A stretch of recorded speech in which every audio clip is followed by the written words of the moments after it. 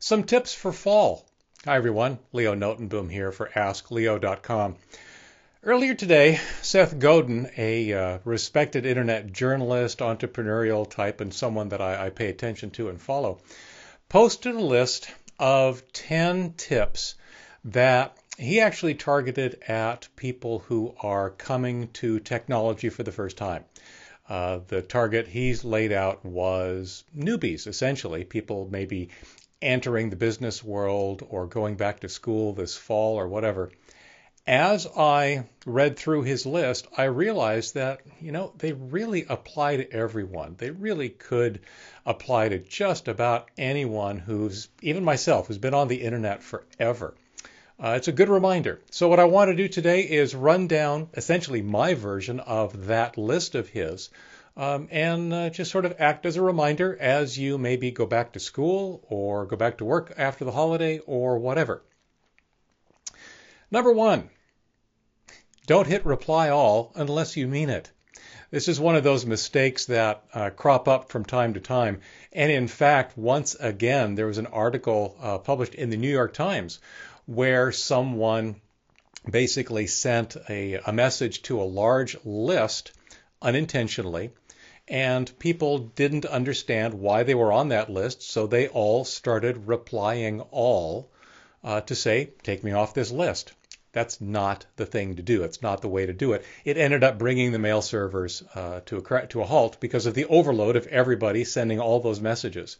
It actually harkens back to a day, the same thing happened at Microsoft.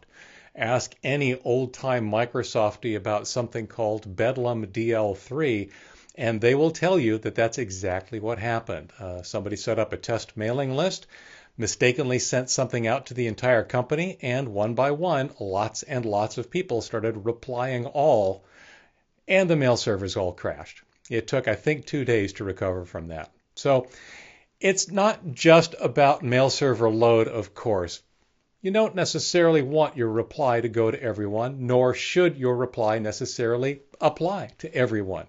Just do it when you mean it, and make sure you're paying attention when you do. Number two, be sure you mean it when you hit send. You can't unsend an email. You can't get it back. I have articles on this. This is one of those topics that comes up from time to time. Once messages are sent, they are completely out of your control. Make sure you mean it when you hit send. Number three, if you can, and there are reasons why it might be the right thing to do, but for the most part, don't type in all caps. The problem is that all caps means shouting. It just does. Now, the problem with that, of course, is that when I, for example, read a message that's written in all capital letters, I read it as if someone is shouting at me. And they shouldn't necessarily do that, but that's the way it comes across. And unfortunately, what that means is that's going to color my reaction to that message. It's not just me. This is industry-wide. This is internet-wide. When people get messages that are typed in all uppercase, they will react to those messages as if they are being shouted at. And rarely is that the reaction you're really looking for. Now, after having published an article on this very topic called Why is Everybody on the Internet So Grumpy?, the feedback I got from at least one person was that they choose to use all caps for vision reasons because it's easier or better for them to read. I have two responses to that. One is there are potentially other solutions, things like making the font bigger, using a higher contrast color scheme, those kinds of things. But those aren't necessarily options for everybody. So I have two suggestions for you if you must type in all caps. One, remember, people are going to react as if you're shouting at them. Just be aware of that. And two, especially for people that you correspond with frequently, or maybe people that you don't, just let them know you're not shouting, you're typing in all caps because of this issue. They're still going to, at a very visceral, very emotional level, it's really strange when I read these things, but it's a very deep-seated feeling. When you read a message in all caps, it's like you're being shouted at. There's just no way around it. Number four, don't buy anything from a stranger who contacts you. So by that I mean, and this is something that happens all the time, especially via phone and on the internet. If someone reaches out to you and you've never heard of them, hang up, delete the mail, do whatever. Instead, if something is going to be legitimate, A, you should already know who they are and why they're contacting you, or you should be contacting them. And if there's any objection to you saying, hey, I don't know who you are, or this is a bad time, let me contact your company myself so that I can initiate the transaction, the sale, the whatever.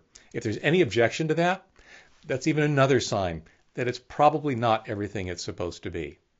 Never, ever purchase from strangers who contact you. Always be the one who initiates the contact so that you know who it is you're talking to. Number 5, it's kind of a harsh reality, and I don't necessarily agree with it as an absolute statement, but it's a great way to think about the internet. Everything you do online is being recorded somewhere. Now, like I said, I don't necessarily agree with that, but enough of it is true. It's true enough that you should act accordingly. Don't do something online, don't say something online, don't share something online that you would not be completely happy with appearing on the front page of your local newspaper. That's a great rule of thumb. Assume that everything is being recorded and assume that there's a risk that it'll go public. That's the safest approach you can take. Seth Godin didn't get to this until number 6. For me, honestly, it's number 1. And if I say that, you probably know what it is already. Back up. Back up your data, back up your computer, back up what's on your phone. If a picture, if a file, if a whatever is in only one place, it's not backed up. If you were to lose your phone and everything on it was only on your phone, it's gone forever, period.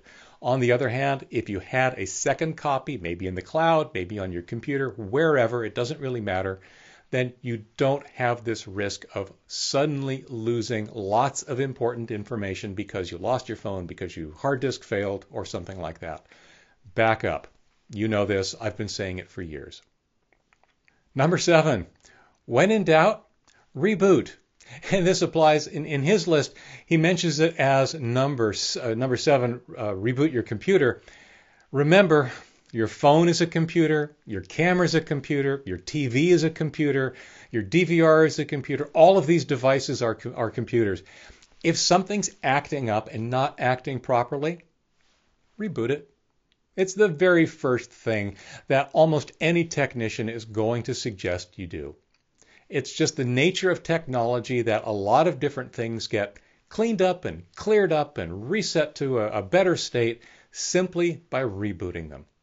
And in his continuation, he says, if that doesn't work, then visit your favorite search engine, DuckDuckGo in his case, and search. There's a really, really good chance that other people are already out there experiencing whatever problem it is you're having and may in fact already have a solution or a workaround, or at least can share some sympathy with whatever the issue you have is.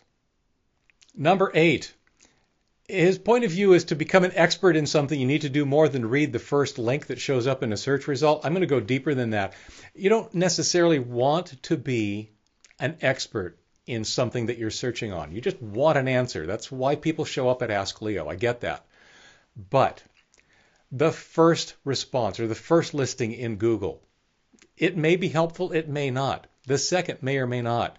Do some research. Take the time to look at multiple answers for whatever it is you're researching, be it a computer problem or be it just some information or some news information. Look at multiple sources to see if there's a consensus on the kind of answer you're looking for, if the solution is what you need it to be.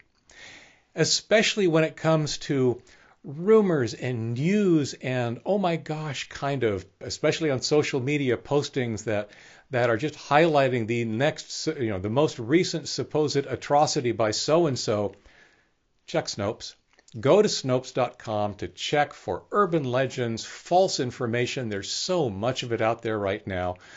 Sites like Snopes and others are a great resource to make sure that before you react with outrage to some story you've read, make sure you're not reacting to something that is actually completely bogus.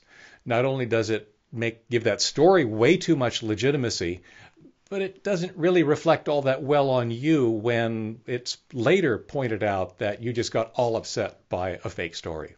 Number 9, be generous. Offer to help a community, like he says 3 times or so, before you turn in and ask for help from that same community.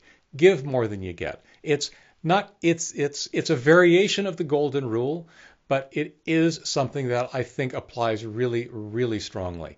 Give more than you get, and you will get more than you expect. Number 10.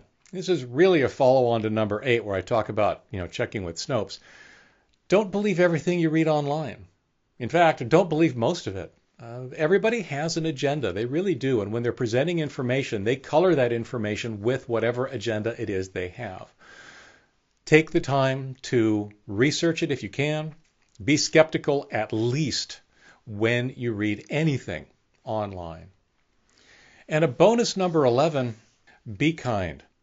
Everyone you meet is fighting a battle you know nothing about. Kindness goes a long, long way. So, what are your suggestions to add to this list? What kind of tips would you give, either as refreshers to people who just have been at this for a long time, like me, or to people who are just entering their online world for the first time, be it online in business, online in school, or even online after having lived a life offline and now coming to understand all of the wonderful things we can do in our internet and connected world. As always, here's a link to this article out on AskLeo.com. This is where we actually allow you to post comments. It's where we moderate the comments to keep the trolls out, and every comment is read. I really, really appreciate all of them. Until next week, I'm Leo Notenboom for AskLeo.com. Remember, have fun, stay safe, and don't forget to back up. Take care.